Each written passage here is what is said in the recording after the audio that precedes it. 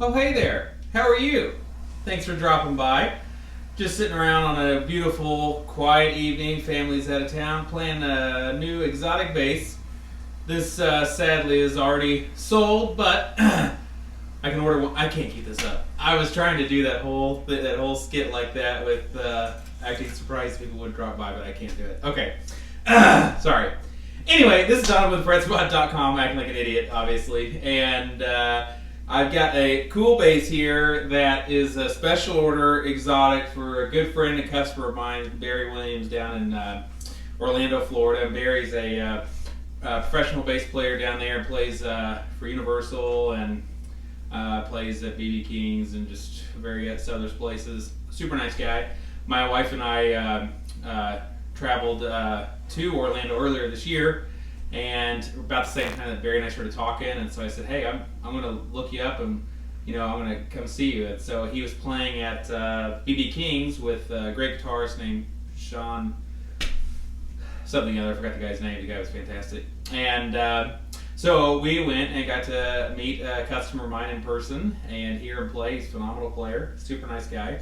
And anyways, got to do that, which is pretty cool. I don't get to do that a lot of my business. I don't meet a lot of my customers face to face. It's a pretty rare thing, actually. So it was fun to get to do that. And you know what else is kind of cool? If I don't mind, I can brag, kind of toot on myself. Toot on myself. But nice. All right, that's classy. But if I can toot my own horn, is I don't think most bass stores, when they travel, they're probably not hooking up with customers either, and I don't think, the guys from Guitar Center or whatever, when they go travel around, they go drop in on their customers and, see how they're doing. So yay for me, and but more importantly, it's really fun. I really enjoy it, and what a cool thing to get to do, I sell stuff that I love in these basses. I get to hang out and talk to guys that I really enjoy. Bass players are just some of the best guys and gals that you'll ever meet.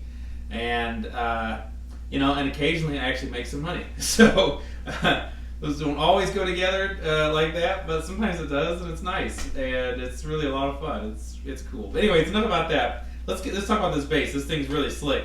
This is an exotic, and if any of you have been watching my stuff for very long, and watching the recent stuff, you know that I've recently picked up this line, and it's one that I've been kind of watching at the NAMM shows for a while, and I've been really interested in. And finally this year, it just got to a point with quality, and plus with my business, got to a point where I could afford to bring on another line, and so I had to go see what these guys are all about.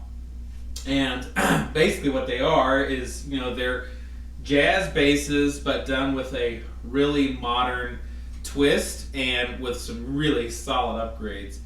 Build quality is easily on par with a Sadowski Metro or something like that. And I think the Sadowskis are built great. This is easily on par with that. It's exceptional build quality. Action and setup is flawless.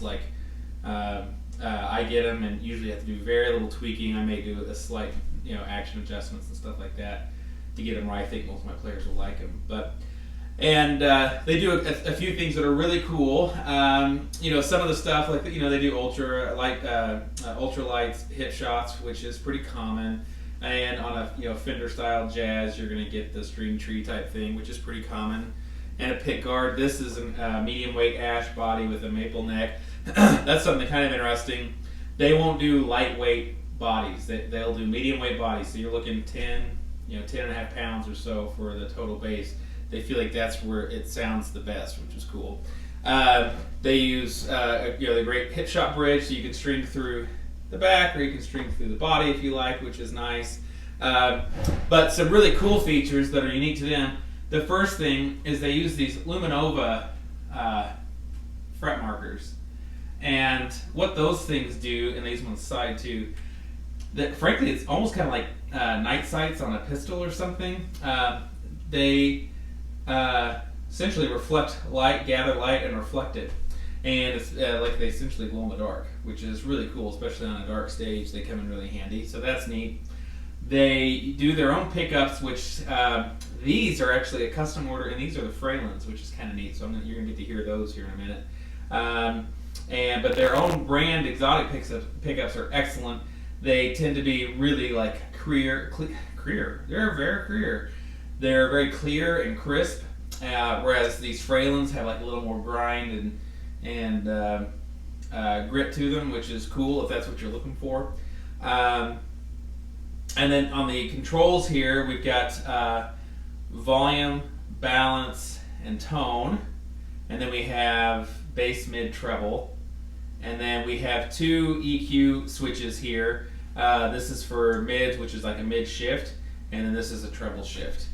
And then these knobs, if you can see, they're a little recessed into the top, which I'm not sure how practical it is, but it gives it a really high-end look, I think.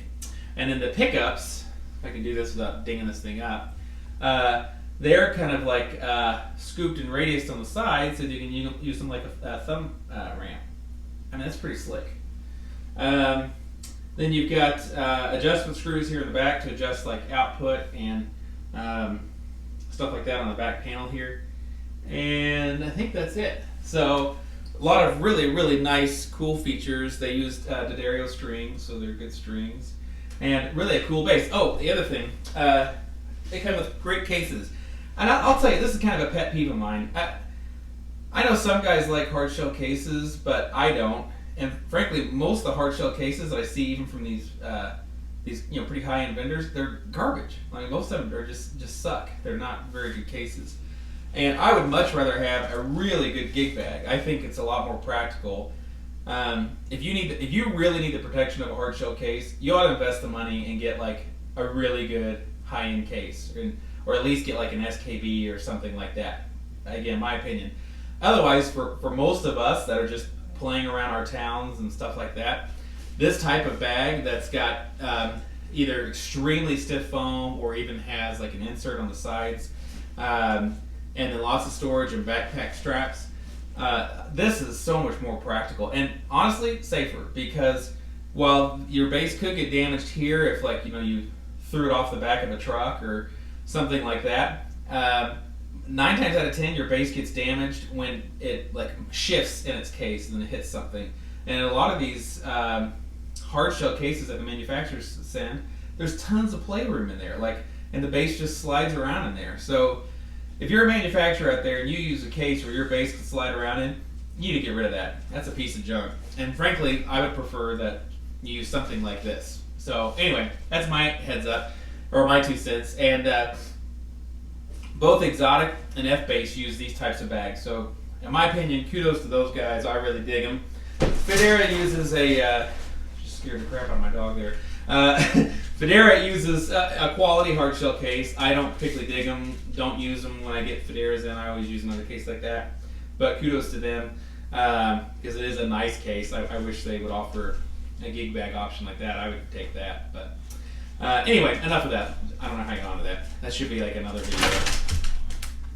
You guys can't see my dogs, but they're freaking in here. What is wrong with you two? You say hi? Here they are. Heidi and Tigger. All right. So enough of that. You've seen my dogs. There's no family around today because it's Memorial Day weekend and they're off doing some other things. So it's just me. So instead of my kids getting them in the videos, now it's the dogs. So it's always something, man. Okay. So I'm gonna shut my mouth here for a second and try to come up with something halfway decent to play where you can hear this bass, because this thing really is outstanding. So, anyways, stay tuned.